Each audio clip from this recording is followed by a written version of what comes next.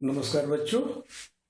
हम beginners course in English grammar को आगे बढ़ाते हैं।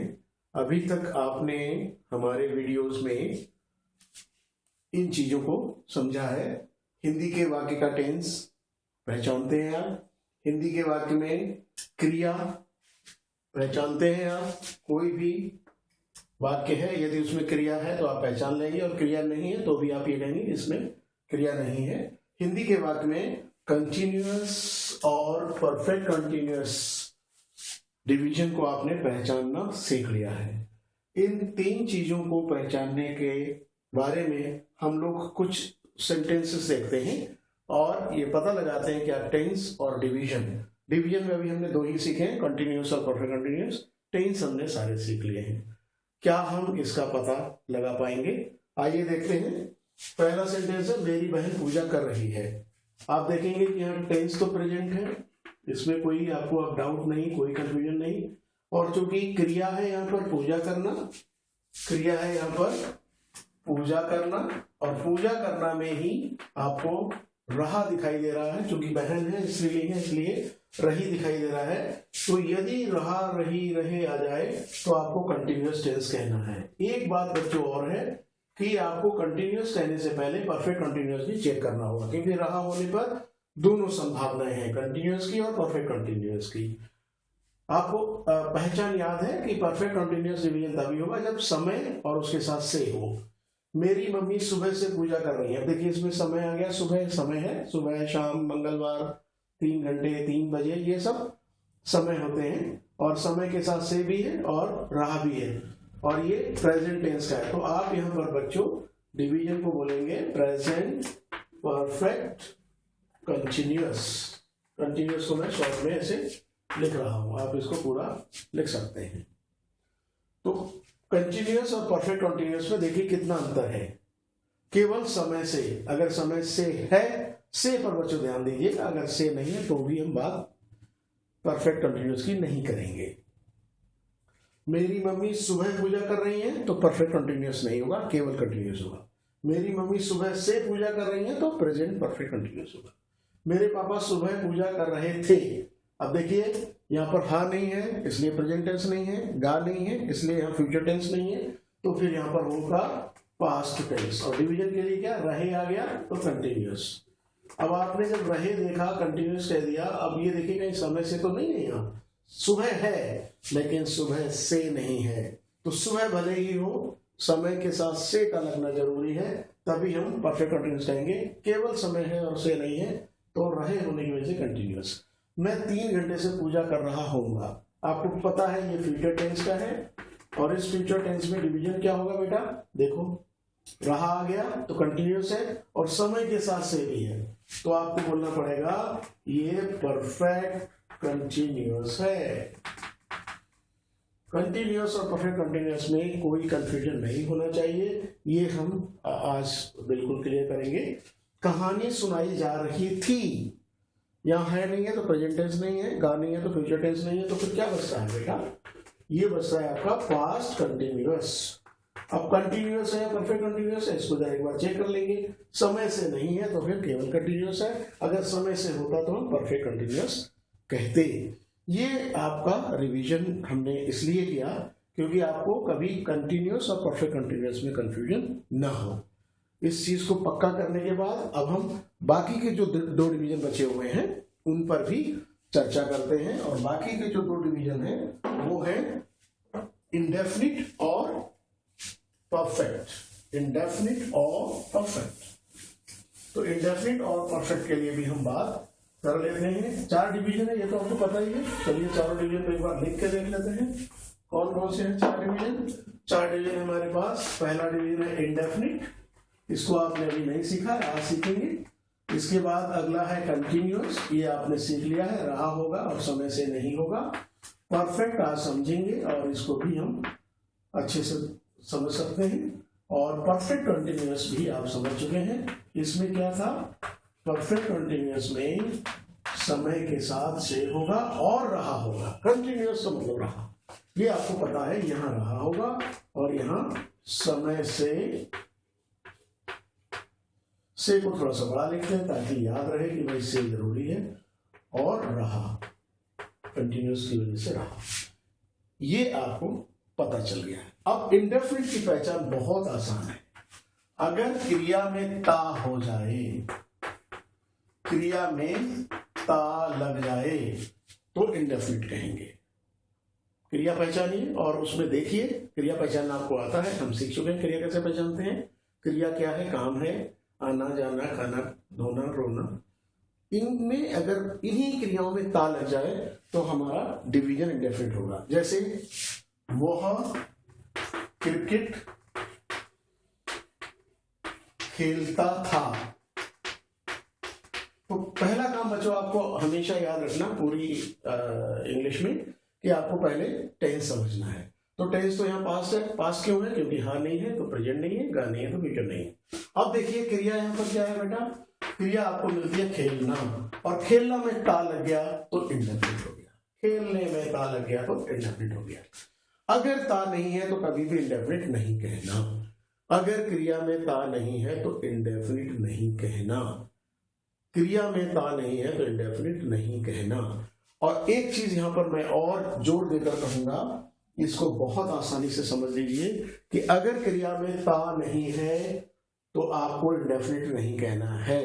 लेकिन यहां पर ध्यान रखिए, ये तो आप समझ गए ये पास्ट इंडेफिनिट है बेटा। पास्ट क्यों है? क्योंकि हाँ नहीं है, था नहीं है, सॉरी हाँ नहीं है, का नहीं है, इसलिए प्रेजेंट फ्यूचर नहीं है। और चूंकि क्रिया में ता लगा हुआ इसलिए इंडेफिनिट है। जब भी क्रिया में ता लगा हुआ इंडेफिनिट कहना है, बस जब भी ता लगा हो आपको इंडेफिनिट कहना है। लेकिन कभी कभी वाक्य हमारा क्रिया में खत्म हो सकता है। उसने खाना खाया। अब देखिए मैंने यहां जानबूझकर क्रिया को क्या लिया है? खाना। देखिए ये वाला खाना नहीं, ये तो खाना एक कोई वस्तु है, लेकिन ये खाना क्रिया है और क्रिया में ही खत्म हो गया तो फिर ये इंडेफिनिट डिवीजन होता है, या तो फ्यूचर का होगा या पास्ट का होगा। ये ध्यान रखिए, क्रिया में समाप्त होने वाले वाक्य का डिवीजन या तो पास्ट इंडेफिनिट होगा या फ्यूचर इंडेफिनिट होगा, इंडेफिनिट होगा। प्रेजेंट इंडेफिनिट नहीं होगा। प्रेजेंट इंडेफिनिट पहचान में ता जरूरी है। प्रेजेंट इंडेफिनिट का वाक्य क्रिया में खत्म नहीं होता। प्रेजेंट इंडेफिनिट का वाक्य ह में खत्म होता है। ह चाहिए, जब हा चाहिए तभी प्रेजेंट होगा, और प्रेजेंट इंडेफिनिट के लिए ता जरूरी है। लेकिन पास्ट इंडेफिनिट के लिए क्रिया में खत्म होने वाला अगर गा नहीं है तो पास्ट इंडेफिनिट, और अगर गा है तो फ्यूचर इंडेफिनिट। देखिए वो खाना खाएगा,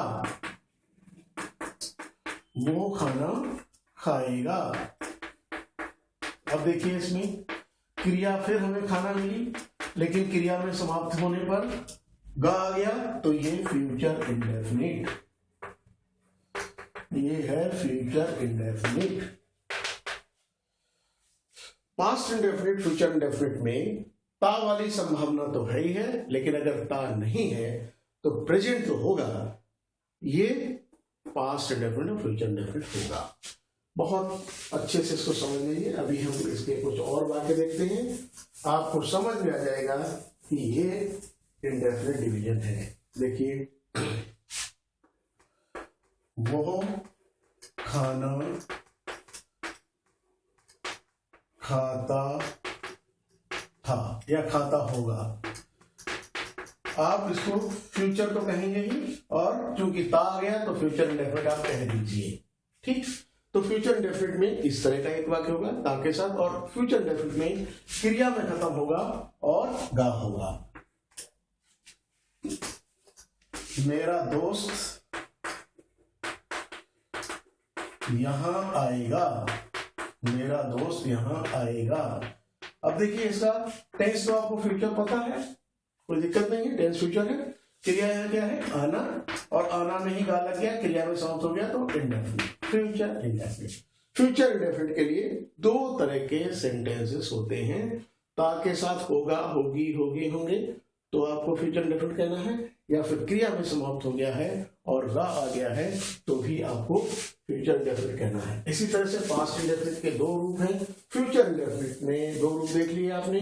पास्ट इंडेफिनिट के लिए क्या है? उसने पुस्तक खरीदी, उसने पुस्तक खरीदी। अंतिम शब्द क्रिया है, क्रिया में वाक्य समाप्त हुआ है और यहाँ पर क्रिया क्या है बेटा, क्रिया है यहाँ पर खरीदना। जब क्रिया में समाप्त हो गया तो इंडेफिनिट तो होगा, अब फ्यूचर होगा कब, जब द होगा, नहीं तो फिर पास्ट इंडेफिनिट होगा। एक पास्ट इंडेफिनिट आपने और देखा था, वह पुस्तक खरीदता था, वह पुस्तक खरीदता, ता आएगा, खरीदता था। ये पास्ट इंडेफिनिट क्यों है, क्योंकि इसकी वजह से पास्ट है और क्रिया में ता आ गया तो फिर पास्ट इंडेफिनिट। क्रिया से यहाँ खरीदना है तो ये भी पास्ट इंडेफिनिट। पास्ट इंडेफिनिट के लिए दो तरह के सेंटेंस हैं, अगर क्रिया में समाप्त हुआ तो भी पास्ट इंडेफिनिट होगा और अगर क्रिया में ता लगने के बाद था आ गया तो भी पास्ट इंडेफिनिट होगा। ये आपको इंडेफिनिट की पहचान याद रखनी है। कंटिन्यूअस की पहचान आपको पहले से पता है, परफेक्ट कंटिन्यूअस की पहचान आपको पहले से पता है। यदि आपने इन तीनों को पहचानने में ये देखा कि हमारे सेंटेंस में इंडेफिनिट डिवीजन नहीं है और रहा नहीं है तो कंटिन्यूअस भी नहीं होगा, परफेक्ट कंटिन्यूअस होगा, तो फिर डिवीजन परफेक्ट होगा। परफेक्ट डिवीजन के लिए आपको इंडेफिनिट को नकारना होगा, इंडेफिनिट नहीं होगा, कंटिन्यूअस नहीं होगा, परफेक्ट कंटिन्यूअस नहीं होगा। जब ये तीन बातें आप कह देंगे, ये नहीं है, ये नहीं है, ये नहीं, तब आप कहेंगे इसका डिवीजन परफेक्ट होगा। जैसे देखते हैं वाक्य को, कहानी सुन ली गई है, कहानी सुन ली गई है। टेंस तो कोई बड़ा दिक्कत है नहीं आपको, टेंस तो ये प्रेजेंट है क्योंकि है आ गया। अब डिवीजन के लिए क्रिया देखेंगे, क्रिया क्या है, सुनना। इंडेफिनिट हो जाएगा अगर सुनता होगा, सुनता नहीं है, इंडेफिनिट नहीं है। यहाँ रहा आया है, नहीं रहा आया है, तो फिर कंटिन्यूअस भी नहीं है, परफेक्ट भी नहीं है, तब डिवीजन क्या होगा, परफेक्ट। और आप कहेंगे इसका टेंस प्रेजेंट परफेक्ट टेंस है क्योंकि यहाँ पर प्रेजेंट तो है, इंडेफिनिट नहीं है क्योंकि ता नहीं आया क्रिया में, कंटिन्यूअस नहीं है क्योंकि रहा नहीं आया, परफेक्ट कंटिन्यूअस नहीं है क्योंकि समय से के साथ रहा नहीं आया। बेटा जब रहा ना हो तो ये भी नहीं, ये भी नहीं, तुरंत डिसीजन लीजिए। रहा अगर वाक्य में नहीं है तो ये कंटिन्यूअस और परफेक्ट कंटिन्यूअस दोनों नहीं है, तुरंत डिसाइड करिए। तो फिर बचता है आपका इंडेफिनिट या परफेक्ट, और इंडेफिनिट के लिए ता चाहिए। अगर इंडेफिनिट नहीं है तो फिर ये भी नहीं, ये भी नहीं, ये भी नहीं, तो फिर परफेक्ट है। अब अगर मैं केवल टेंस चेंज करूं बेटा, देखिए क्या होगा, कहानी सुन ली गई थी, तो हमने डिवीजन चेंज किया नहीं। क्रिया में जब तक छेड़छाड़ नहीं करेंगे तब तक डिवीजन नहीं चेंज होगा। क्रिया में कोई बदलाव नहीं करेंगे, डिवीजन नहीं होगा। क्रिया में हम ता लगा दें, क्रिया के साथ हम रहा लगा दें, तभी डिवीजन चेंज होगा। हमने क्रिया में कोई चेंज नहीं किया, इसलिए डिवीजन परफेक्ट ही रहेगा। टेंस हमारा प्रेजेंट नहीं है क्योंकि यहाँ नहीं है, पास्ट होगा। अब देख सकते हैं, है नहीं है तो प्रेजेंट भी नहीं है, गा नहीं है तो फ्यूचर नहीं है, तो ये पास्ट हो गया और डिवीजन आपका परफेक्ट हो गया। Past perfect.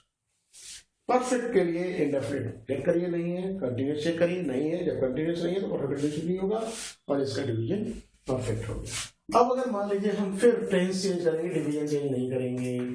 देखिए जरा वाक्य को, कहानी सुन ली गई होगी, हमने क्या किया, यहाँ पर फ्यूचर टेंस कर दिया। डिवीजन में क्रिया में कोई छेड़छाड़ नहीं की, तो जो प्रेजेंट के समय था, पास्ट के समय था, वही फ्यूचर के समय होगा, परफेक्ट होगा। फिर आप चेक कर सकते हैं कि फ्यूचर इंडेफिनिट क्यों नहीं है, क्योंकि ता नहीं है और क्रिया में खत्म नहीं होगा के साथ। कंटिन्यूअस तो पता चल जाता है, जब कंटिन्यूअस नहीं होता तो परफेक्ट कंटिन्यूअस नहीं होता।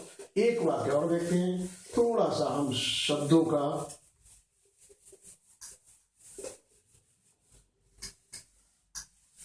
देखिए, शब्दों को और बढ़ा देंगे। मेरी दिल्ली वाली दीदी आ गई है। थोड़ा शब्द बढ़ा दिया मैंने, दिल्ली वाली दीदी।